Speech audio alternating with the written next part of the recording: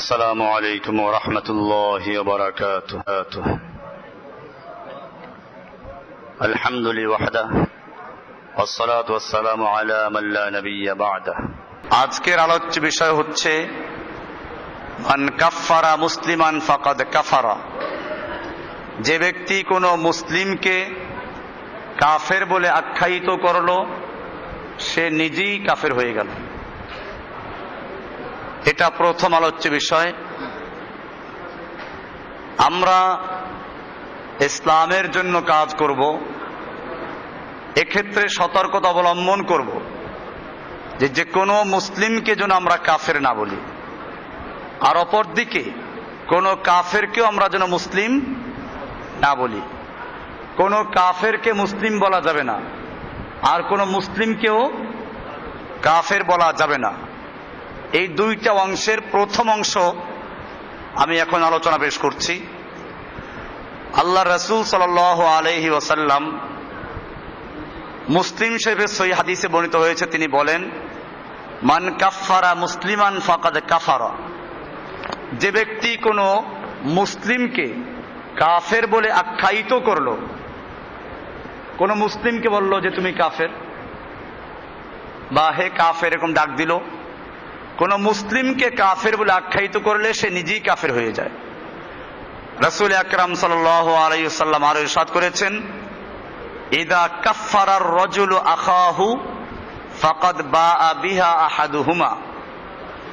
যখন কোনো মুসলিম ব্যক্তি বা কোনো ব্যক্তি তার অপর কোনো ভাইকে, মুসলিম ভাইকে বলল ইয়া কাফের বা কাফের বলে সাব্যস্ত করলো, ফাকাদ বাআ বিহা আহাদুহুমা, তাহলে তাদের দুজনের কোনো একজন অবশ্যই কাফের হয়ে যাবে।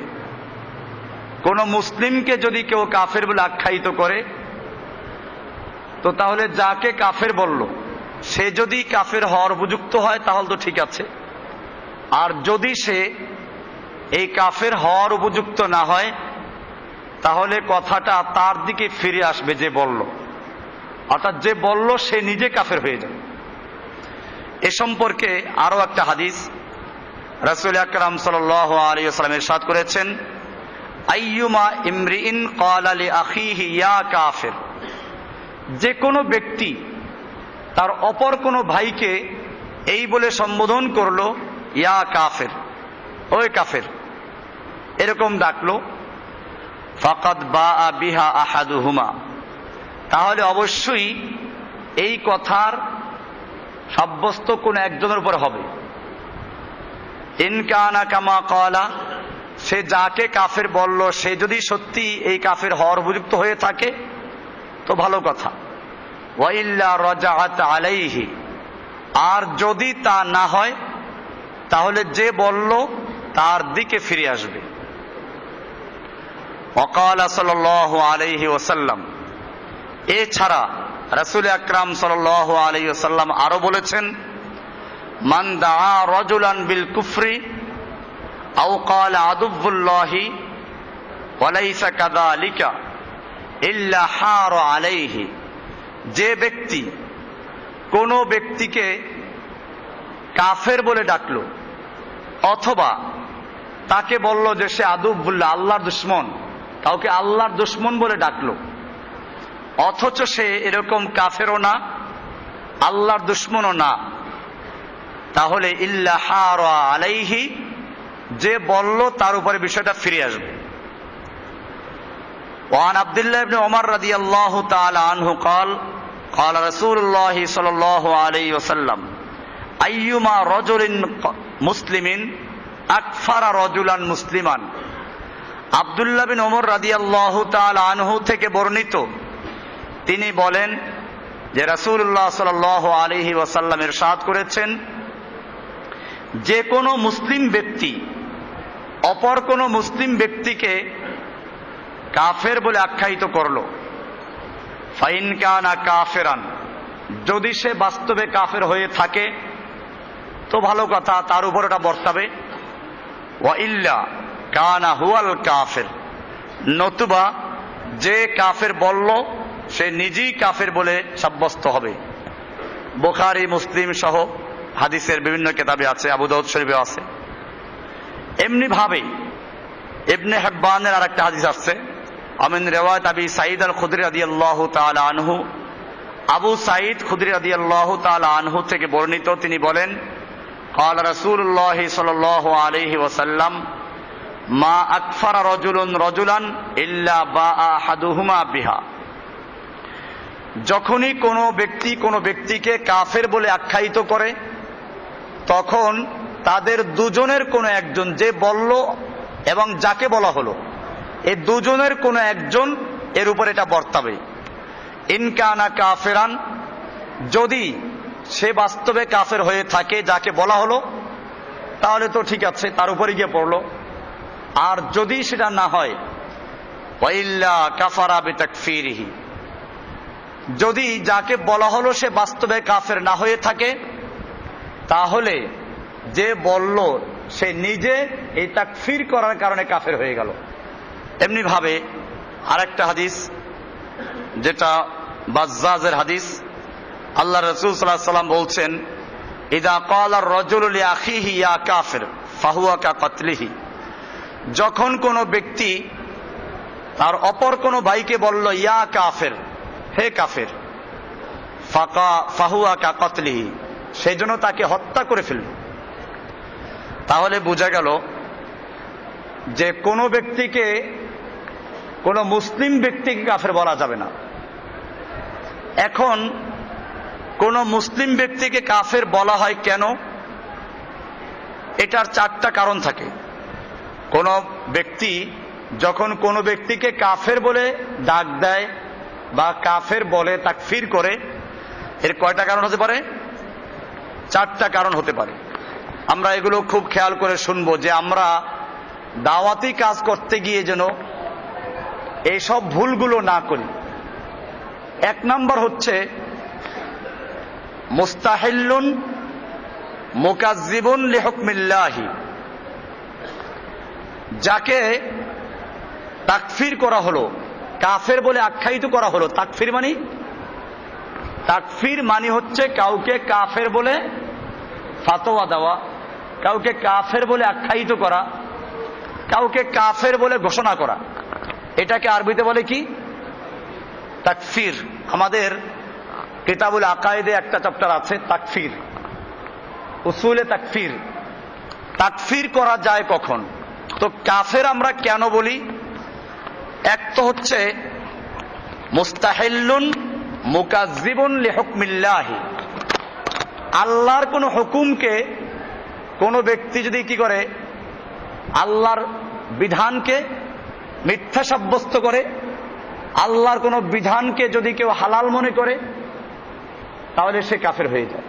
এই কারণে তাকে তাকফির করা হয়। একজন লোক বলল, আপনি বললেন মদ হারাম, সে বলল আরে কিসের হারাম, এটা হালাল। আল্লাহ বললেন সুদ হারাম, সে বলল আরে কিসের সুদ হারাম, সুদ হালাল। সুদ খেলে কি হয়? সুদ তো ব্যবসার মতোই। এরকম কথা বলল।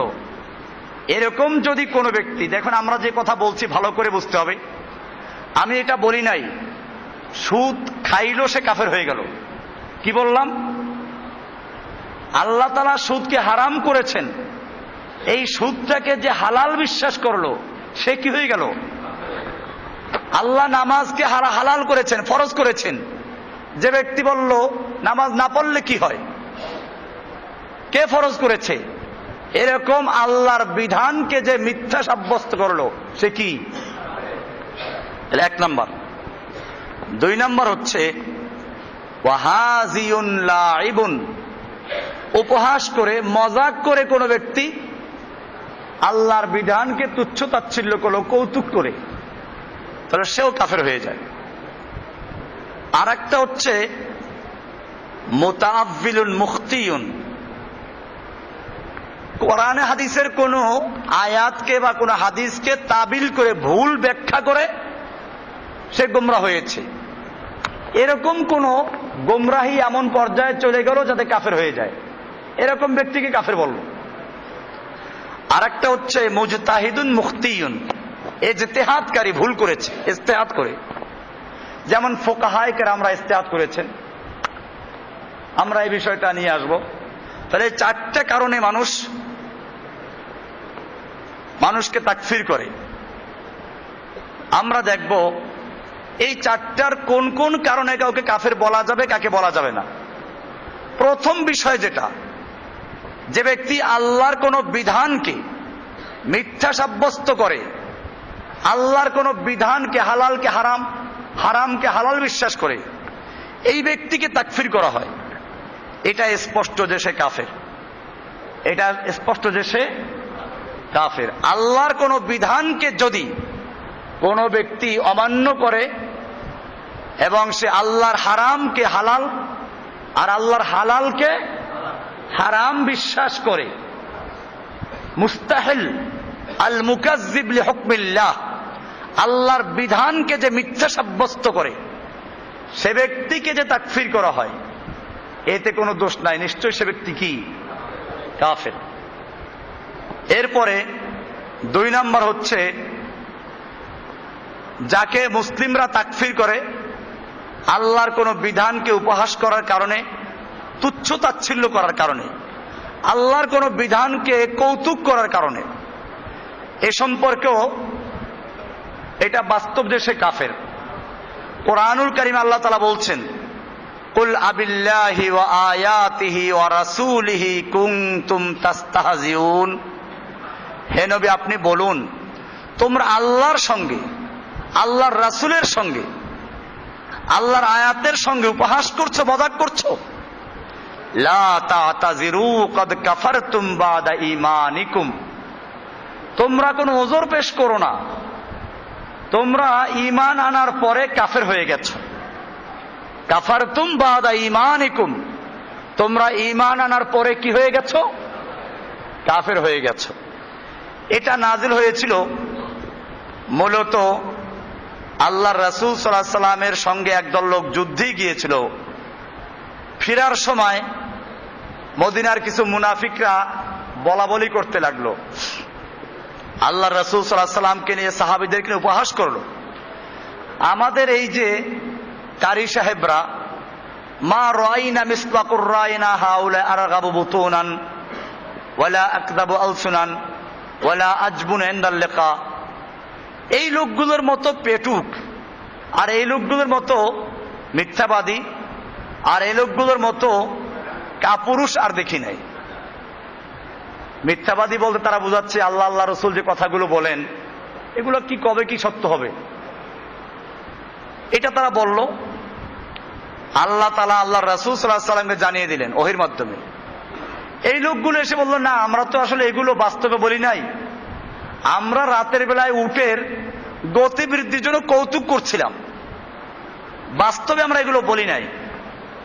আল্লাহ তাআলা আয়াত নাজিল করে দিলেন, কুল আবিল্লাহি ওয়া আয়াতিহি ওয়া রাসূলিহি কুনতুম তাস্তাহজিউন, হে নবী আপনি বলুন, তোমরা আল্লাহর সঙ্গে, আল্লাহর আয়াতের সঙ্গে এবং আল্লাহর রাসূলের সঙ্গে উপহাস করছো।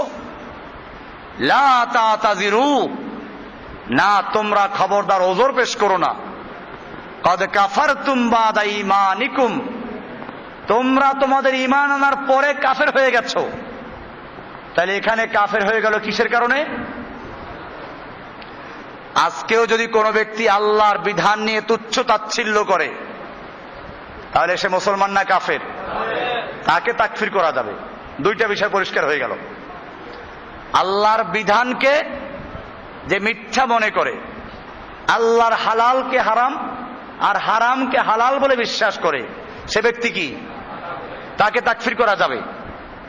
2 নাম্বার বলা হলো কি, আল্লাহর কোন বিধানকে নিয়ে অথবা আল্লাহর আয়াতকে নিয়ে, আল্লাহকে নিয়ে, আল্লাহ রাসূলকে নিয়ে উপহাস করে, মজাক করে, কৌতুক করে, তাকেও কি করা যাবে?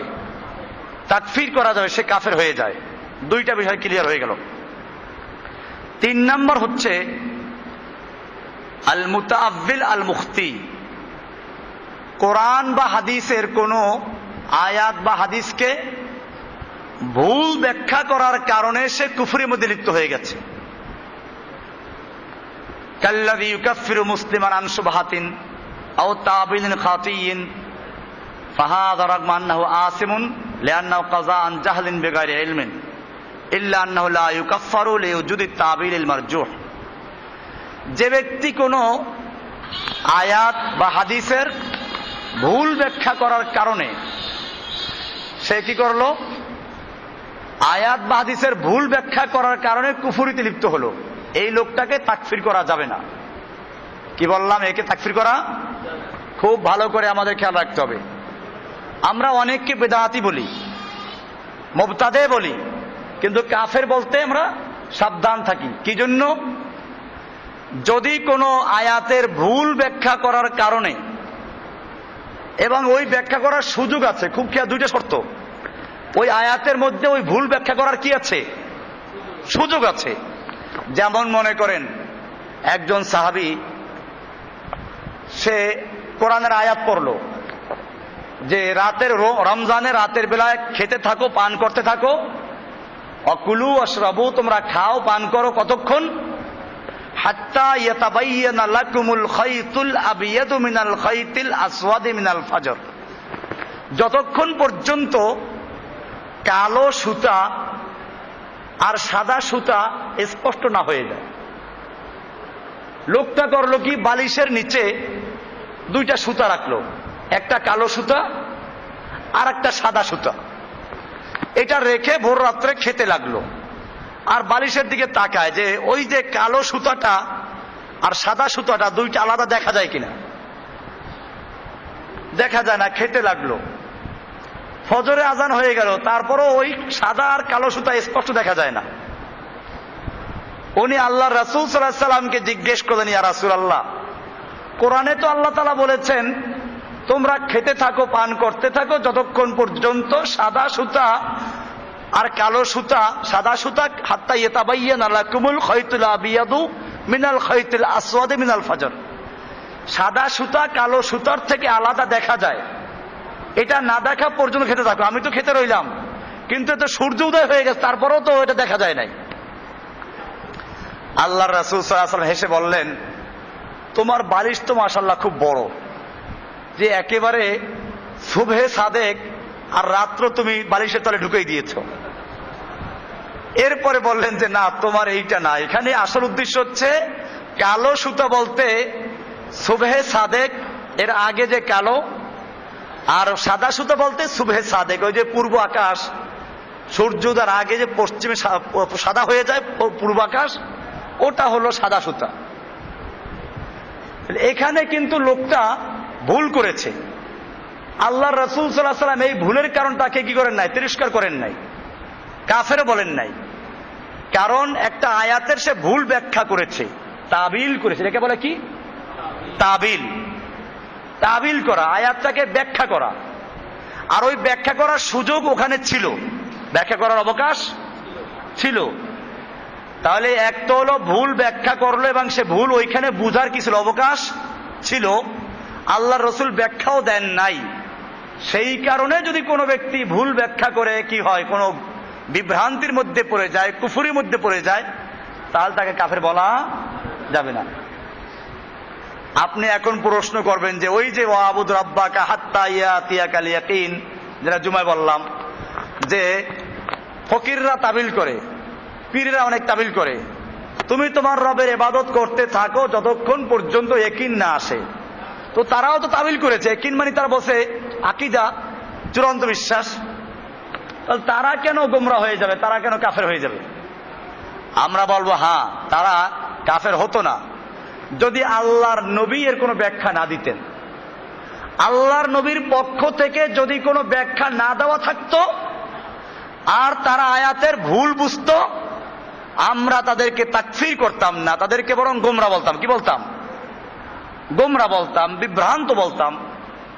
কিন্তু আল্লাহর নবীর যেখানে ব্যাখ্যা দেওয়া আছে সেই ব্যাখ্যাটাকে বাদ দিয়ে যারা নিজেরা মন গড়া ব্যাখ্যা করবে, তারা এই আমাদের আলোচনার আওতাভুক্ত হবে না। আমরা বলছি যারা কোরআন এবং হাদিসের কোন আয়াত বা হাদিসের ভুল ব্যাখ্যার কারণে বিভ্রান্তির মধ্যে পড়ে গেছে এবং ওই ভুল ব্যাখ্যা করার সুযোগও আছে, আয়াতের মধ্যে হাদিসের মধ্যে অবকাশ আছে, তাহলে তাকে তাকফির করা যাবে না। এক্ষেত্রে আমরা দেখব খাওয়ারেজরা আমাদের সমাজে অনেক আছে, আবার খুব পাইকারি কাফের বলে, এমনকি কোনো বেদাত করলেও তাকে কাফের বলে। এটা আমরা পরিষ্কার বলে দেই খাওয়ারেজ আকীদা, এটা খাওয়ারেজদের আকীদা। আমরা স্পষ্ট বলি আমরা মুসলিম, আমরা সাহাবা এবং আল্লাহর রাসূল সাল্লাল্লাহু আলাইহি সাল্লামের অনুসরণ করে সাহাবারা যেভাবে করেছেন। আমরা শিয়া না, মুতাজিলা না, কাদিয়ানী না, খারেজি না, রাফেজি না, বাহাই না, চিশতি না, কাদেরি না, এরকম ভাবে আমরা কোন ফিরকার মধ্যে নাই। পরিষ্কার বিষয়গুলো। কিন্তু আমরা কাফের বলতে সাবধানতা অবলম্বন করব। আপনারা ইতিহাস পড়ুন, আলী রাদিয়াল্লাহু তাআলা আনহুর যুগে খাওয়ারেজরা যারা আলীকে পর্যন্ত কাফের বলল, ইমাম ইবনে তাইমিয়া রাহমাতুল্লাহ লিখেছেন, ওয়াল খাওয়ারেজ কানু আযহারান নাস বিদআতান, খাওয়ারেজরা ছিল এই উম্মতের মধ্যে সবচেয়ে বড় বেদাতি, ওয়া কাতলান লিল উম্মতি, এবং তারা মুসলিমদেরকে হত্যা করত, ওয়া তাকফিরান লাহা, মুসলিমদেরকে কাফের বলতো, আলীকে পর্যন্ত কাফের বলতো। ওয়ালাম ইয়াকুন ফিস সাহাবাতি মান ইউকাফিরুহুম, অথচ সাহাবীরা তাদেরকে কাফের বলেন নাই। সাহাবীরা কি বলেন নাই? লা আলিয়ুন ইবনে আবি তালিব ওয়ালা গায়রুহুম, আলী রাদিয়াল্লাহু তাআলা নিজে ওদেরকে কাফের বলেন নাই, অন্য কোন সাহাবীও খাওয়ারেজদের কি বলেন নাই? কাফের বলেন নাই। বাল হাকামু ফীহিম বিহুকমিহিম ফিল মুসলিমিনা আয-যালিমিনা আল-মুতাদিন, বরং তাদের ব্যাপারে ফয়সালা দিয়েছেন যে এরা মুসলিম, জালেম, সীমালঙ্ঘনকারী, বেদাতি, চরম বেদাতি, এটা বলেছেন। কিন্তু কি বলেন নাই? কাফের বলেন নাই। তাহলে খাওয়ারেজদেরকে যদি আলী রাদিয়াল্লাহু তাআলা কাফের না বলে থাকেন, সেক্ষেত্রে আমাদেরও, কারণ তাদের অসুবিধা ছিল কি, তারা আলী রাদিয়াল্লাহু তাআলা কাফের বলতো কি জন্য? তারা দলিল দিয়ে কোরআন দিয়ে আমাল্লাম ইয়াহকুম বিমা আনজালাল্লাহু ফাউলাইকা হুমুল কাফিরুন। আলী রাদিয়াল্লাহু তাআলা আনহু জঙ্গে সিফফিনের সময় কি করেছিলেন? যখন আলী এবং মুয়াবিয়ার মধ্যে যুদ্ধ হচ্ছিল, আলীর বাহিনী আমিরে মুয়াবিয়ার বাহিনীকে পরাজিত করছিল। সেই সময় আমিরে মুয়াবিয়া রাদিয়াল্লাহু বাহিনীর মধ্যে একটা লোক ছিল চালাক সাহাবী, আমর ইবনুল আস। উনি বললেন যে একটা কাজ করো, তোমরা তীরের মাথায় কোরআন ধরো, ধরে বলো যে আমরা এই কোরআনের মাধ্যমে ফয়সালা করব, যুদ্ধ করব না। তারা এটাই করলো। আলী রাদিয়াল্লাহু তাআলা বললেন যে না, ওরা প্রতারণা করছে, ওদেরকে কতল করো।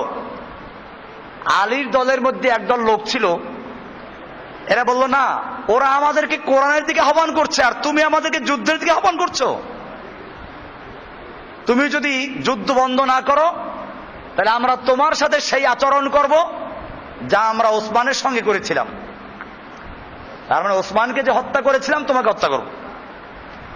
বাধ্য হয়ে আলী রাদিয়াল্লাহু তাআলা আনহু কি করলেন? ওদের সঙ্গে কথাবার্তা বলার জন্য মেনে নিলেন, যুদ্ধ বন্ধ করলেন। যুদ্ধের বন্ধের পরে সমঝোতা হলো যে আলীর পক্ষ থেকে একজন সালিস নিয়োগ করা হবে, আর আমিরে মুয়াবিয়ার পক্ষ থেকে একজন সালিস নিয়োগ করা হবে। এই দুইজনে 6 মাস আলোচনা করবে, সিদ্ধান্ত দিবে, এবং উভয় পক্ষ যে সিদ্ধান্ত দেয় ওটা মেনে নিবে। এই যে খারেজিরা, এরা বলল দেখো আলী তুমিও কাফের হয়ে গেছো, আমিরে মুয়াবিয়াও কাফের হয়ে গেছে, কারণ তোমরা কোরআনের বিরুদ্ধে তৃতীয় সালিস মেনেছো। দেখেন কি ব্যাখ্যাটা করলো। অথচ এটা তো কাফের হয়ে যায় না, কারণ সালিস বানানো, এই সালিসদেরকে দায়িত্ব দেওয়া হয়েছে যে এরা কোরআন সুন্নাহ মোতাবেক একটা সমাধানে আসবে, এটা কোরআন সুন্নাহর বাইরে না। তাছাড়া সালিস নিয়োগ করা যায়, বিয়ের মধ্যে আছে, স্বামী স্ত্রী যদি কোনোভাবে বোনাবুনি না হয়, তাহলে কি করবে? প্রথমে স্বামী স্ত্রীকে সাবধান করবে, প্রয়োজনে হালকা মার দিবে, এতে না হলে বিছানা আলাদা করে দিবে, তাতেও যদি না হয় তাহলে আস্তে আস্তে পদক্ষেপ নেবে। কেমনে? ফাবআসু হাকামান মিন আহলিহি ওয়া হাকামান মিন আহলিহা। স্বামীর পরিবার থেকে একজন হাকাম বিচারক আর স্ত্রীর পরিবার থেকে একজন বিচারক, এই দুইজনে আলোচনা করবে, তার মাধ্যমে দুইজনকে বুঝাবে। তাতেও যদি না হয় তাহলে কি করবে? তাহলে এক তালাক দিয়ে রাখবে। একসাথে তালাক তিনটা যা আছে তা দেয়, 100 তালাক দেয়। খালি এরকম না, তাল গাছের মতো তালাক দিলাম, তোরে তালাক দিলাম 100 তালাক, তার মধ্যে এক একটা তালাক তাল গাছের মতো, এরকম তালাক দেয়। 1000 তালাক দিল। এইসব দিয়ে তারপরে আসে হুজুর কাছে, হুজুর রাগ করে তালাক দিয়েছিলাম। ওই বেটা তালাক রাগ করে দেয় না আদর করে দেয়? তালাক কি আদর করে দেয় নাকি কেউ? তালাক তো রাগ করেই দেয়। সালাসুন জিদ্দুহুন্না জিদ্দুন ওয়া হাজলুহুন্না জিদ্দুন। 3টা জিনিস আছে, ইচ্ছায় বলুক অনিচ্ছায় বলুক, উপহাস করুক মজাক করুক রাগে বলুক, এটা হয়ে যাবে। একটা তালাক, একটা বিয়া, আর একটা গোলাম আজাদ করা। আপনি উপহাস করে বলেন যে ধর এই আমার মেয়েটা তোর কাছে বিয়ে দিলাম, সে বললাম আমি কবুল করলাম, সাক্ষী সামনে আছে, বিয়ে হয়ে গেছে, এখন দিয়ে সে বউ নিয়ে নেবে। এরকম তালাকের ক্ষেত্রেও কাজে এই যে তাবিল করতে আসে, তো যাই হোক, আলী রাদিয়াল্লাহু তাআলা আনহু যে বিচারক নিয়োগ করলেন, এটা কি কোনো দোষ করেছেন? কিন্তু এই লোকগুলো বললো না তুমি কাফের হয়ে গেছো। ইনিল হুকমু ইল্লা, দেখেন স্লোগানটা কি, ইনিল হুকমু ইল্লা লিল্লাহ, আল্লাহ ছাড়া কারো বিচার চলবে না, তুমি তৃতীয় পক্ষকে বিচার মেনেছো, কাফের হয়ে গেছে। এই কারণেই আলী রাদিয়াল্লাহু বলেছিলেন, উনি যখন কুফার মসজিদে খুতবা দিচ্ছিলেন, এক কোনার থেকে একজন খারেজি চিৎকার মেরে বলল ইনিল হুকমু ইল্লা লিল্লাহ, আল্লাহ ছাড়া কারো বিচার মানি না। আলী রাদিয়াল্লাহু তাআলা আনহু তখন তার সেই ঐতিহাসিক বাক্য বচন বলেছিলেন। তিনি বলেছিলেন কালিমাতু হাক্কিন উরিদা বিহাল বাতিল, কথাটা সত্য উদ্দেশ্যটা খারাপ, কথা সত্য মতলব খারাপ, এটা আলী তখন বলেছিলেন। তো যাই হোক, এই খারেজিদেরকে যেহেতু কোরআন দিয়ে তারা দলিল পেশ করেছে, কোরআনের আয়াতের অপব্যাখ্যা করেছে তারা, এ কারণে তাদেরকে তাকফির করা হয় নাই। সুতরাং আমরা কোন মুসলিমদেরকে যারা আল্লাহর বিধান মানে, শর্ত আল্লাহর বিধান মানে, আল্লাহর বিধানকে অমান্য করে না, তুচ্ছ তাচ্ছিল্য করে না, আমলগতভাবে কোনো গুনাহে কাবিরা করলো, আমরা তাকে তাকফির করব না। কি করব না? কাফের বলবো না, যদি সে কোনো আয়াতের ভুল ব্যাখ্যার কারণে বা কোনো হাদিসের ভুল ব্যাখ্যার কারণে এমনটা করে থাকে। আমরা খারেজিদের কি দেখলাম যে খাওয়ারেজরা এরা ওসমানকে কাফের বলেছে, আলীকে কাফের বলেছে, এমনকি তাদের ওই দলের বিরুদ্ধে যারা ছিল তাদের সবাইকে কাফের বলেছে। আমাদের দেশেও আছে কিন্তু এরকম লোক, তাওহীদের দাওয়াত দিতে গিয়ে বেশিগুলো বাড়াবাড়ি। এটা আমি আপনাদেরকে বলি, আপনারা তাওহীদের দাওয়াত দেয় দেখলেই পাগল হয়ে যান না। তাওহীদের দাওয়াত দেয়, এর মধ্যে খারেজি আছে, বাংলাদেশে এখন সব আছে, বাহাই আছে। আপনারা যারা শান্তিনগর গেছেন, শান্তিনগর ওই যে কর্ণফুলী গার্ডেন সিটি মার্কেট, ওটার পাশ দিয়ে যে গলি ঢুকেছে, ওই গলিতে ঢুকতে ডান পাশে দেখবেন একটা বাড়ি আছে, লেখা আছে বাহাই, কি একটা বাহাই অফিস। বাহাই একটা দল, একটা মতবাদ, এরা মুসলমান দাবি করে, জঘন্য মতবাদ এদের। এরা ওই কয়জন ছাড়া সব কাফের। এরকম খাওয়ারে যাচ্ছে, আপনার আশপাশেই আছে, আমাদের এইখানেও ছিল। এরা বলতো রফুল ইয়াদান না করলে কাফের, আমিন জোরে না বললে কাফের। আমরা গোমরা বলি, আমি কি কাফের বলছি? এই যে আজকে অনেক ফেরকার নাম ধরে বলছি, কাফের বলছি নাকি? কাফের বলছি কাউকে? কাফের বলতে আমরা সাবধান অবলম্বন করব, গোমরা ফেরকা। বাকি হচ্ছে তাকফির করার ক্ষেত্রে আমরা খুব সতর্কতা অবলম্বন করতে হবে, পাইকারি ভাবে তাকফির করা যাবে না। এজন্য এই খাওয়ারেজদেরকে দেখেন, খাওয়ারেজদেরকে এরা কত বড় জঘন্য কাজ করেছে। ওসমানকে কাফের বলেছে, আলীকে কাফের বলেছে, আলী এবং ওসমানকে আমির মুলুককে কাফের বলেছে। এদের দুই দলের পক্ষে যত লোক ছিল সব কাফের হয়ে গেছে। কথাগুলো কত সুন্দর, আল্লাহ ছাড়া কারো বিধান মানি না, ইনিল হুকমু ইল্লা লিল্লাহ। তো এই লোকগুলোকেও আলী রাদিয়াল্লাহু তাআলা আনহু কাফের বলেন নাই। কেন বলেন নাই? কারণ তারা কোরআনের একটা আয়াতকে ভুল বুঝার কারণে, অবব্যাখ্যা করার কারণে এই বিভ্রান্তির মধ্যে পড়েছিল। এরপরে 4 নাম্বার, যাদেরকে মানুষ তাকফির করে, আল মুজতাহিদ আল মুখতি, ভুল ইজতিহাদ করার কারণে যারা বিভ্রান্তির মধ্যে আছে। একটা মাযহাবীদের যে বিষয়টা, এটা আকীদার উপরে ভিত্তি করে ফিরকা হয় নাই। শিয়া, মুতাজিলা, কাদিয়ানি, রাফেজি, খারেজি, জাহমিয়া, মুরজিয়া, মুশাব্বিহা, চিশতিয়া, কাদেরিয়া, নকশবন্দিয়া, মুজাদ্দিদিয়া, সাবেরিয়া, চিশতিয়া, যত তরিকা আছে এই সব তরিকার ভিত্তি আকীদার উপরে। কিসের উপরে? আকীদাগত কারণে। কিন্তু মাযহাবী যে ইখতিলাফটা, এটা এই জাতের না। এটা খুব আপনারা ভালো করে বোঝার চেষ্টা করবেন। আপনারা কেবল ফেরকা মনে করলেই বুঝলেন সব এক দলের। মাযহাবী ফেরকাটা এই জাতীয় না। মাযহাবী ফেরকাটা হচ্ছে কি, ফিকহের মাসালা বের করতে গিয়ে ইমামরা ইজতিহাদ করেছেন, ইজতিহাদ করতে গিয়ে কেউ ভুল করেছেন। যেমন মনে করুন, আমিন জোরে বলবে না আস্তে বলবে। এখন একটা হাদিসে, তিরমিজির হাদিসটা দেখবেন, ওয়াইল ইবনে হুজুর থেকে বর্ণিত হাদিসটা, সুফিয়ানের বর্ণনায় আসছে মাদ্দা বিহা সাওতাহু, আমিন জোরে বলেছেন। আর শোবার বর্ণনায় আসছে খাফাদা বিহা সাওতাহু, আমিন আস্তে বলেছেন। এখন ফুকাহায়ে কেরামরা এর মধ্যে কোনটা গ্রহণ করবেন? সহি একটাই, এ বি আতা হয় ও বি আতা হয়, এটা হয় না। আমাদের একজনে কোরআন তর্জমা পড়াইতেন। তো মাদ্রাসায় কোরআন তর্জমা পড়ায় কারা জানেন? কোরআনের তো গুরুত্ব দেওয়া হয় না মাদ্রাসায়, হাদিসের গুরুত্ব নাই। ফিকহের কিতাব, মানতিকের কিতাব, ফালসাফার কিতাব, এগুলো পড়ায় বড় বড় আলেমরা। আর কোরআন তর্জমা পড়ায় কে? কারি সাহেব। কোন রকম কোরআন তর্জমা পড়তে পারে, এর দেয় কোরআন তর্জমা পড়তে। তা আমি যে বছর শরহে বেকায়া পড়ি, এই বছর একজন কোরআন তর্জমা পড়াইতেন। তো প্রায় তর্জমার সময় দেখতাম যে আমরা তাকে পড়াশোনা করে আসতাম। আমরা মুতালা আজকে কি পড়া হবে ওটা আগের থেকে পড়ে আসতাম আমরা। তো দেখতাম যে তর্জমা ভুল করে ফেলছে।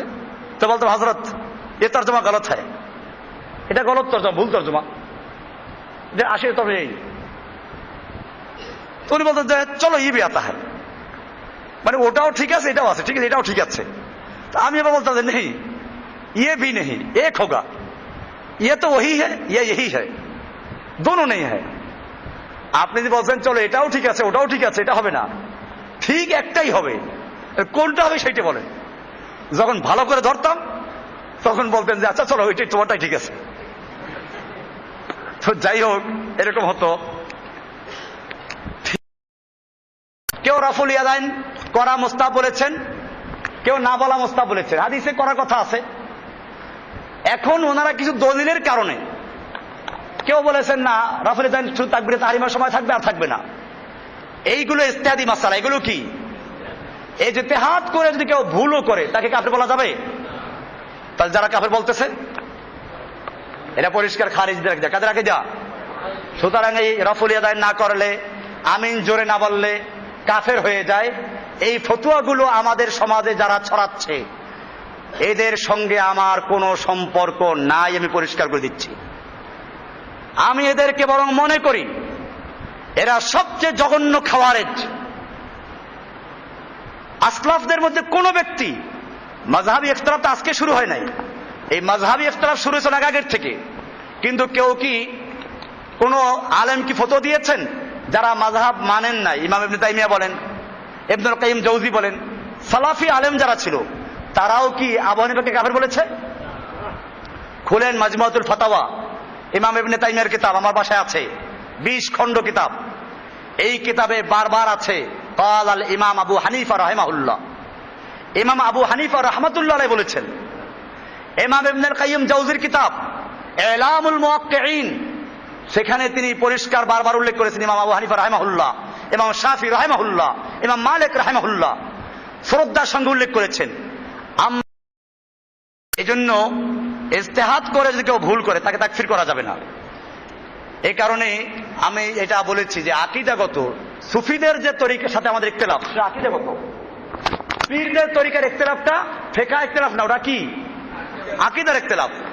খারেজিদের সাথে ইখতিলাফ আমাদের কিসের ইখতিলাফ? আকীদার ইখতিলাফ। রাফেজিদের সাথে, শিয়াদের সাথে, মুতাজিলাদের সাথে, সুফিদের সাথে, বাউলদের সাথে, পীরদের সাথে আমাদের যত ইখতিলাফ সবগুলো কিসের ইখতিলাফ? আকীদার ইখতিলাফ।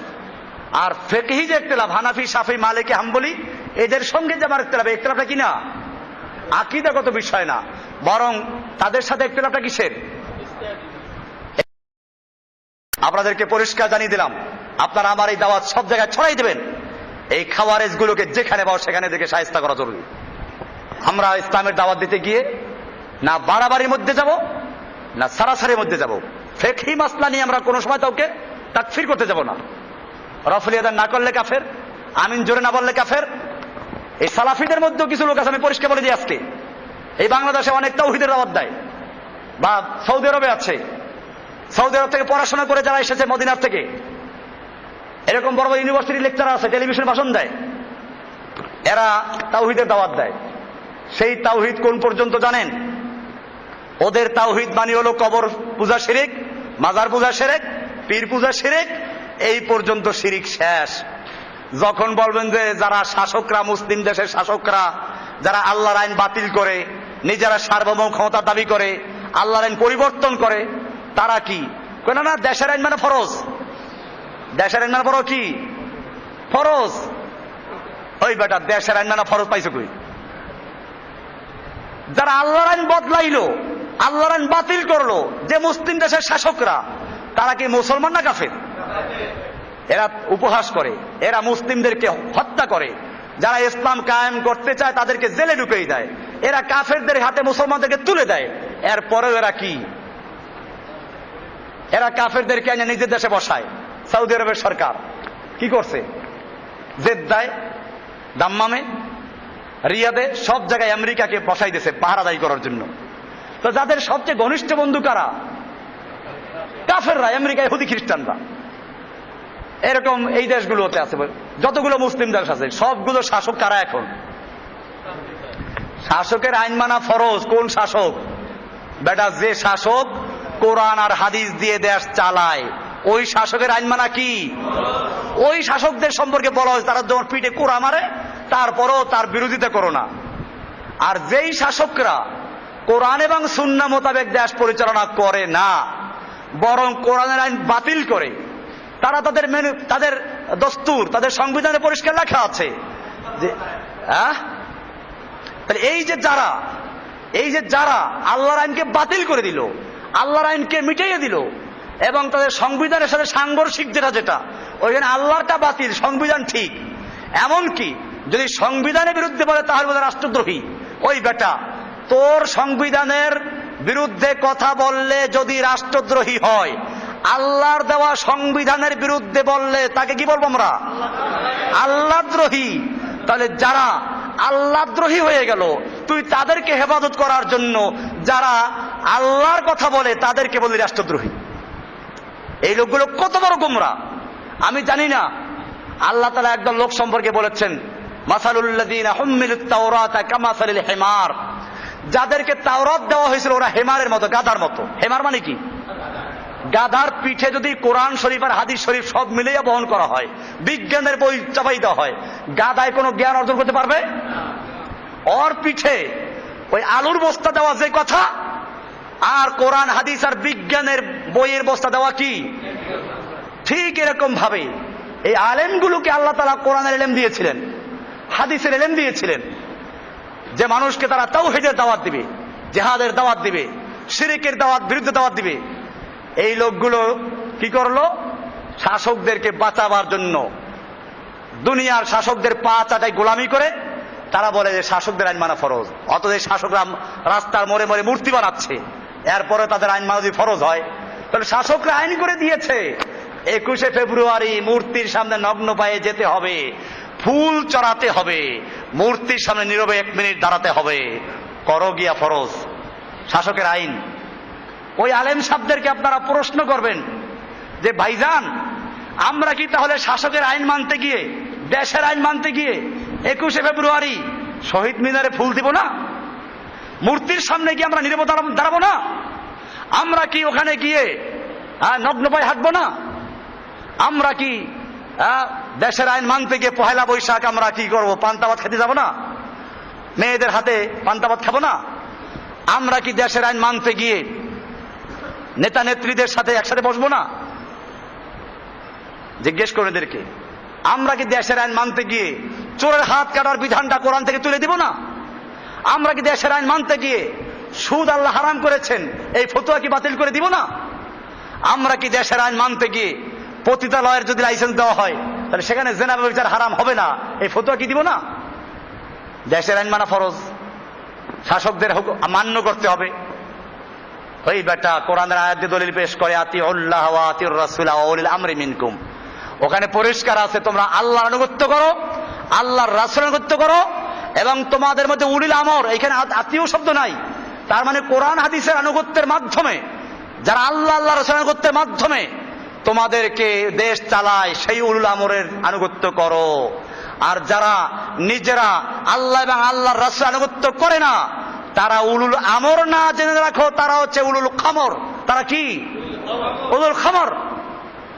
ওরা উলুল আমর না, ওরা মদের হেফাজতকারী।